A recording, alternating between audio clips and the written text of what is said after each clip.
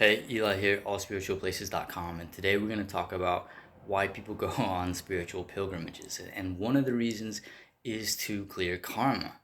So, what is karma? And first off, karma is unfathomable. It's one of those things, right?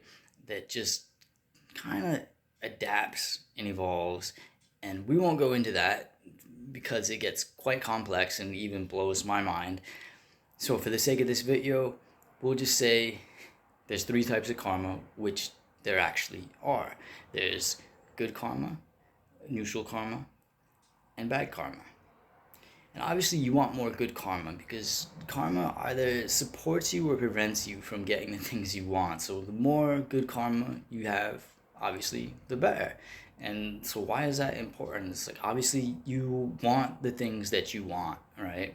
And you don't want the things that you don't want. You don't want these inconveniences, these little traffic jams, these things preventing you from having the life you want, having the relationships you want, having the money you want, or the job, or anything like that, right? You want things to be smooth and easy unless you don't, and then maybe you enjoy having bad karma, which is okay.